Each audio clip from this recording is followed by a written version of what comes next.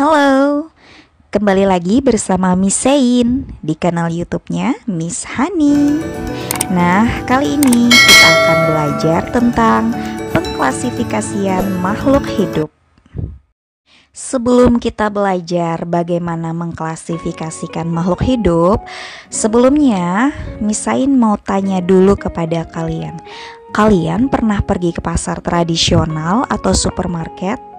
Jika kalian pernah pergi ke sana, tentu kalian melihat bagaimana orang menyusun barang-barang jualan mereka. Penjual biasanya menyusun barang dagangannya sesuai dengan jenisnya dan mengelompokkan barang-barang dagangan tersebut. Misalnya buah-buahan dikelompokkan dengan buah-buahan, sayur-sayuran dikelompokkan dengan sayur-sayuran. Nah, pengelompokan ini dinamakan klasifikasi. Seperti halnya pedagang yang mengklasifikasikan barang dagangan agar pembeli mudah mencari barang yang diinginkan. Sama halnya dengan makhluk hidup. Makhluk hidup pun diklasifikasikan agar lebih mudah dipahami karena keberagaman makhluk hidup sangat banyak. Klasifikasi makhluk hidup dipelopori oleh Aristoteles yang mengelompokkan makhluk hidup dalam dua kerajaan besar, yaitu kerajaan hewan dan tumbuhan. Pada abad ke-18, Carolus Linnaeus, seorang ahli biologi dari Swedia, memperkenalkan klasifikasi berdasarkan persamaan struktur.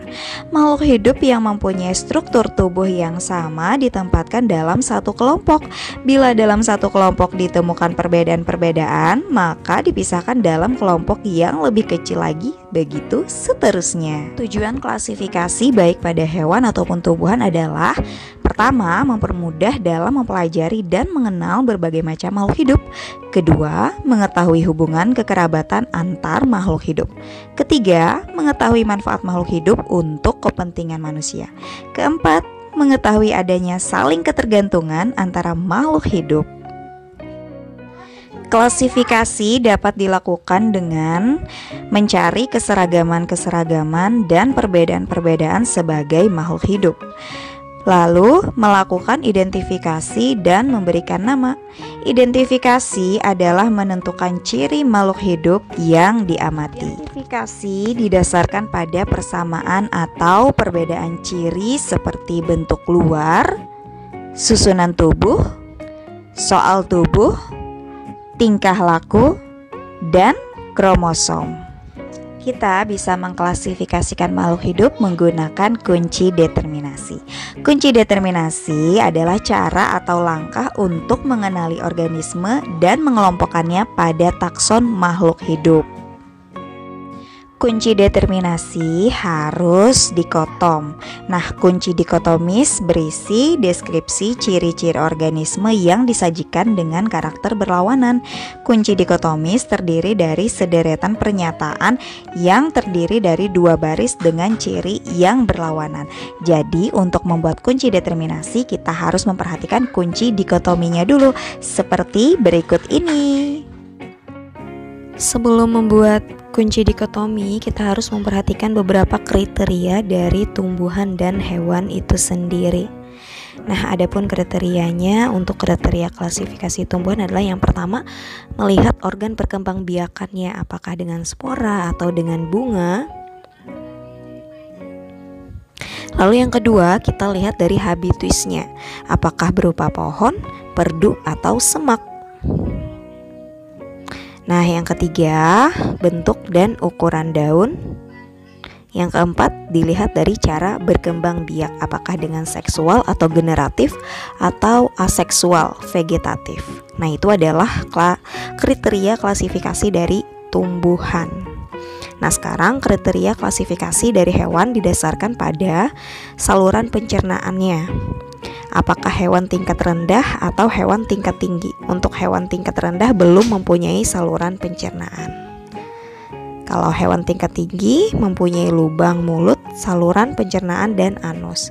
Lalu yang kedua, dilihat dari kerangka skeleton. Apakah kerangka di luar tubuh atau eksoskeleton atau di dalam tubuh endoskeleton? Nah, yang terakhir dilihat dari anggota geraknya, apakah berkaki 2, 4, atau tidak berkaki. Nah, ini adalah kriteria untuk membuat kunci dikotomi. Jika kita sudah menyesuaikan kriteria ini, baru kita membuat bagan kunci dikotominya. Nah, sekarang kita membuat kunci dikotomi. Di sini menggunakan contoh tumbuhan lumut, suplir, jagung, kedelai, terung, dan melinjo. Yang pertama kita identifikasi dengan dengan membagi dua. Dilihat dari cara perkembangbiakannya. Kita bagi dua. Nah, dilihat dari perkembangbiakan apakah berspora. Di situ yang berspora ada suplir dan lumut, terus yang tidak berspora ada jagung, kedelai, terung, melinjo. Nah, kita sudah membaginya. Lalu kita lihat lagi yang berspora, apakah berbatang jelas, apakah tidak berbatang jelas. Di situ ada yang berbatang jelas suplir, yang tidak berbatang lumut. Nah, lalu yang tidak berspora bisa kita bagi lagi. Apakah biji tertutup atau termasuk biji terbuka. Di situ biji tertutup ada jagung, kedelai, dan terung. Yang biji terbuka ada melinjo. Nah, lalu kita identifikasi lagi, kita bagi dua lagi, atau kita klasifikasi lagi, apakah berkeping 2 atau berkeping 1. Di situ berkeping 2 ada kedelai dan terung, yang berkeping 1 ada jagung. Lalu kita bagi dua lagi, berbunga kupu-kupu atau berbunga trompet. Yang berbunga kupu-kupu ada kedelai, yang berbunga trompet ada terung. Nah, ini adalah kunci dikotomi. Setelah kita membuat kunci dikotomi tadi, kita bisa menuliskannya menjadi kunci determinasi dengan cara seperti ini. Nah, yang pertama, tumbuhan yang berspora, suplir, dan lumut. Tumbuhan yang tidak berspora, jagung, kedelai, terung, dan melinjo.